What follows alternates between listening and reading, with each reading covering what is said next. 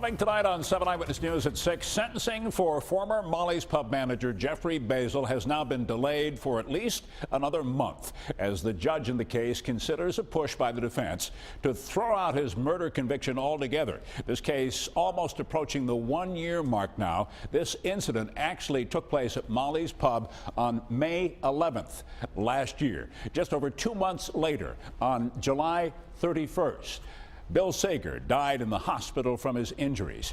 And then on January 5th of this year, jury selection began in this trial against Basil.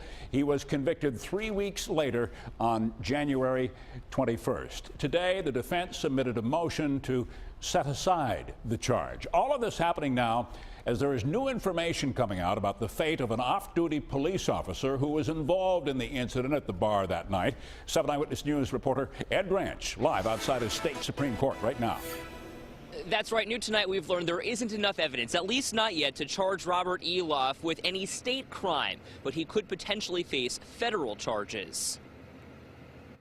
Two off-duty officers, two very different situations. Buffalo police officers Adam O'Shea and Robert Eloff were both inside Molly's Pub when Bill Sager was pushed down the stairs last May. But it's Eloff who could face federal charges. The next interview might be Bill Hochul, because he's the U.S. Attorney, and that would be federal civil rights violations are prosecutable by his office. The U.S. Attorney's Office would not confirm or deny any federal investigation of Robert Eloff, who was working security at Molly's Pub when Bill Sager was hurt.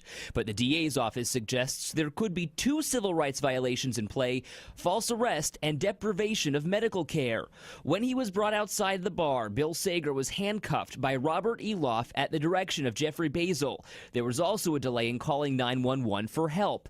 Eloff eventually called for help but refused to give his name to the call taker, and still there was not enough proof to charge Eloff with state crimes. Negligence or even recklessness would generally be for a civil proceeding. Despite trying to find a connection, investigators did not find Eloff's DNA on the Molly's Pub surveillance equipment Jeffrey Basil tried to destroy. So there would not be a basis to prosecute him for hindering prosecution or tampering with evidence. As for Officer O'Shea, while he could have faced charges of perjury or contempt, cooperation with the District Attorney's Office ultimately secured him immunity. He cannot face any state criminal charges in connection to this case. Again, tonight, there is no investigation or no confirmation of any investigation from the U.S. Attorney's Office into Officer Robert Eloff.